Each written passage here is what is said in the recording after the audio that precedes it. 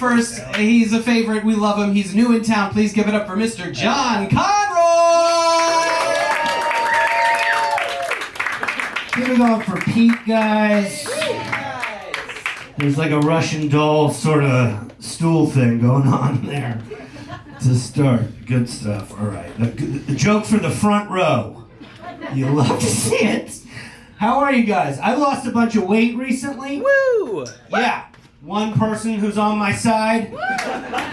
The rest of you, I appreciate you holding me to account, you know? No pandering to this audience. I appreciate it. Normally when you mention weight loss in Los Angeles, the crowd carries you off on their shoulders.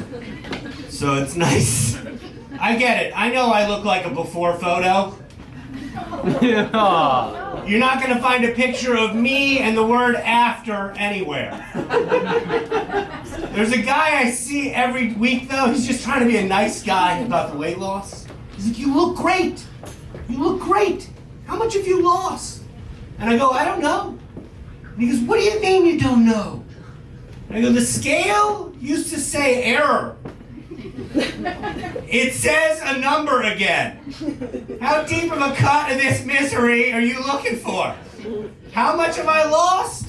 The scale people have allowed my numerical dignity to return. Growing up, I never learned to swim because I was never 30 minutes past a meal. That one will get around eventually. Yeah. Old 48 meals a day Conroy, that's what they called me. All right, we're getting that some of them are jokes now. I love it. Any conspiracy theorists in here? Oh, you're pointing to them? She's exposing you. She's not a bad one if she's not yelling out, you know? It's amazing. That's nice to see in LA. There's a lot of comics that are conspiracy theorists, you know? There's nothing too dumb to say out loud anymore. You know, just go, that's what I think, and we gotta go, that's what that guy thinks freedom is. So you can argue with him if you want, but you better know everything that Joe Rogan has ever said. Because he has done his own research. A lot of comics are, man. It's too much of a negativity bias for me, you know? Like, you never meet a positive conspiracy theorist. We live in LA. Just one time I want to see a guy walking down the street like, hey, it's been 75 and sunny all week, everybody. How about a hand for the Jews? I tell you, they are really getting the hang of that machine. I'm not normally such a huge fan on account of what they did to my Lord and Savior. But you gotta admit, it's been an early spring. All right. Okay, more of a Palestine crowd here in Bar Lubitsch tonight. I read that Sesame Street now has an autistic Muppet. Yeah, that's crazy, right? I didn't even know that they were vaccinating Muppets. Man, that Muppet world, they really keep up with the regular world, huh? Also, how is the Count not autistic? That is what I thought autism was this whole time. I thought Dustin Hoffman was doing an impression of the Count in Rain Man. Apparently not so. My comedy is not for everybody. And those are the people I enjoy performing for most. I had a lady yell at me about that joke. She goes, well, that's very funny, but you're spreading misinformation. And I was like, welcome to your first comedy show, ma'am. There's going to be some misinformation spread over the course of the evening. Nobody here on the bill at Bar Lubitsch is Dr. Fauci. Take what we say with a grain of salt. Sometimes comics, we do comedy contests. There's nothing we love more than getting on stage with our art in front of you guys, the audience, and having you guys tell us in real time, nope. We preferred your competitors. Sometimes they'll have you vote on us in front of us. Like, they called me and a guy on stage once, like, we're gonna decide by a decimal meter in the back of the room who's won the comedy contest tonight. And a woman who hated that autism joke booed me to victory in that contest by a sizable margin. You could not have beaten me if you were the Seahawks at home that evening. I need a new reason why I moved to Los Angeles. It's year 3, and I'm tired of making small talk about the weather with people. It's too passive aggressive. The people who can't follow the breadcrumbs of entertainer to entertainment industry town. And I'm like, yeah, the weather's great. And I'm like, I just moved out here to make sure that the depression wasn't seasonal. Oh, all right, we're not talking about mental health in public anymore now that I do it. Okay.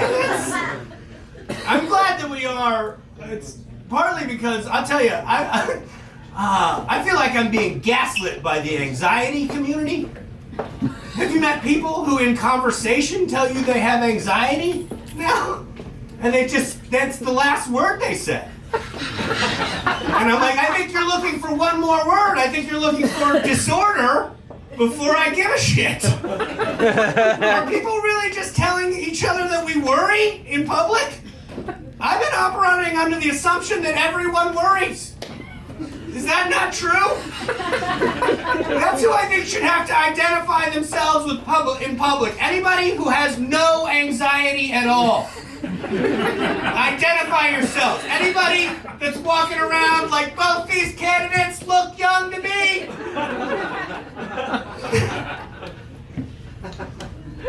I think we should round up all the people with zero anxiety and we put them in camps. Just until the anxiety returns. And then they're free to go. Unless they're Asian. Then rules are rules. We got a third world war coming up. All right, sorry. That's the kind of comedy you're going to get now that Shane Gillis is hosting Saturday Night Live. Oh, all right. Rein it in. Sometimes people say that comedy is their therapy. And comedy, that's the one for me where I'm like, I don't know. I've never had an audience institutionalize me. Too far. All right. Oh, this was fun. You guys are a good crowd. Do you guys still stay homeless in this part of the city? I felt from that response there are some people. I know I look like the kind of guy who would have a problem anytime the words change. But